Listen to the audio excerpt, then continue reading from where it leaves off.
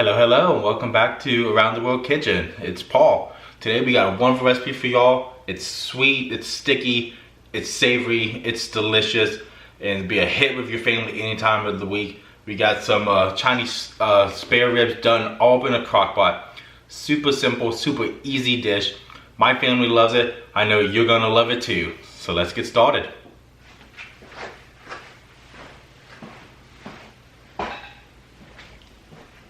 So first things first, we're gonna get our marinade together for all this. The first thing we're gonna get our dry ingredients. And for this recipe, what you're gonna need is 2 tablespoons of brown sugar. There's 1, 2, and then we need a teaspoon and a half of Chinese 5 spice. You can get this anywhere that you can. I've noticed I can't really find it much anymore. So half teaspoon. There's a 1 teaspoon. And then we're gonna get some grated ginger and some garlic. Grate the ginger, you can mince the garlic, but I'm gonna grate the garlic as well, just because I want it all mixed in, and you want about 2 teaspoons of freshly grated ginger. Get all that in there. Then we'll get our 5 garlic cloves. You want 5 or 6 garlic cloves. I'm gonna get these all grated in. Because I feel like grating it lets it blend in the sauce more. I want a nice even sauce. If you want it a little chunkier, you can mince your garlic. That is no problem at all. Now for our liquids, we need 1/4 of a cup of soy sauce.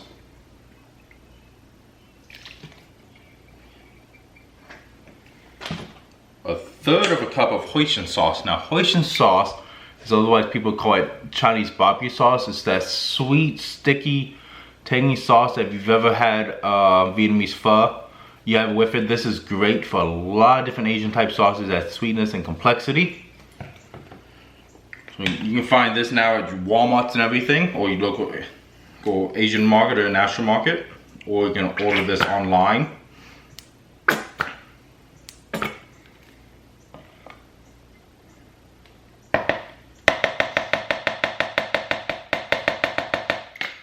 That in there, and then we're gonna need 1/2 cup of honey. Get your favorite honey brand. This will help bring the stickiness out and also add that nice sweet taste to it.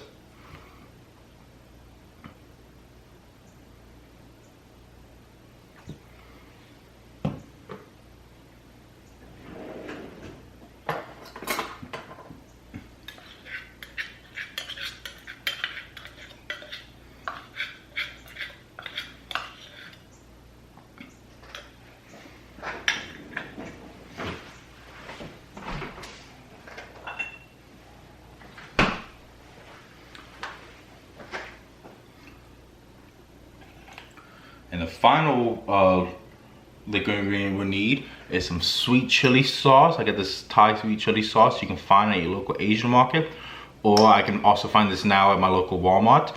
If you can't find this, it's okay. It just adds a little extra sweetness and complexity of flavor. It's not spicy at all. My kid loves dipping his fresh Vietnamese spring rolls in. Have you ever had like the fresh rice paper spring rolls with the red sauce? That's what this stuff is. We're gonna get 3 tablespoons of this in.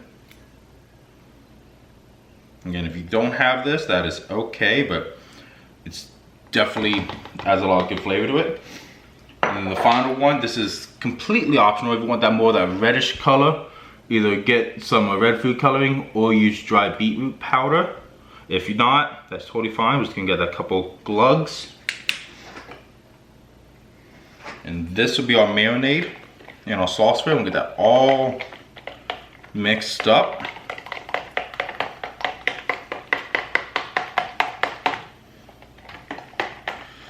Got a nice color that I want. Now we'll set this aside and we'll move on to prepping our ribs.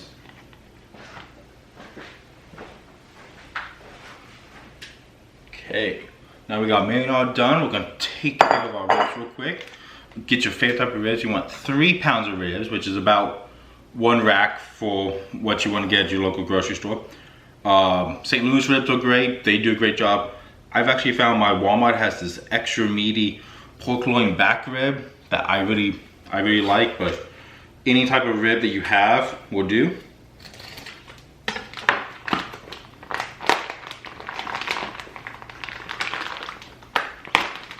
Get your ribs out, and then we're gonna get these cut up. Also gonna do a little prep on them.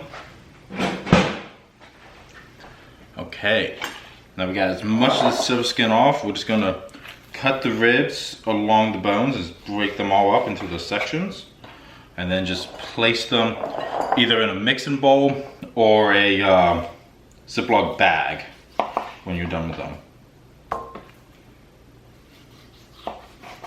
Okay, once you get your ribs all cut up, pour the sauce all over top of them, and we'll give this a nice good massage.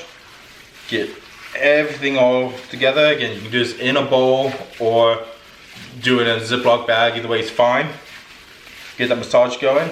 Now we got these nice massage. We got the marinating. I'm gonna get this covered up. We're gonna get this setting in the fridge. You can do 30 minutes, but the best way to do this is either 12 hours or even about 24 hours. Let that marinade get in there. I'm gonna do this about 6 hours today. So we'll let this rest and get to know each other, and we'll see you when we get in the crock pot.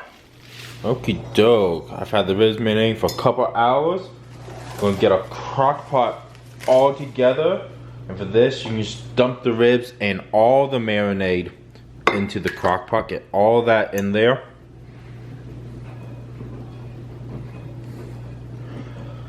And then we're gonna get this set on the crock pot. You can either do it high for 4 hours or you can do it for low for 6 hours.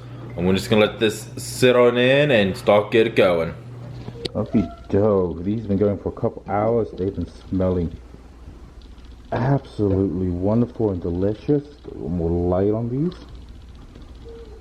And they are getting, you can tell they are super, ooh, they are falling apart off the bone. So we're gonna get these transferred and get the final steps finished up on this.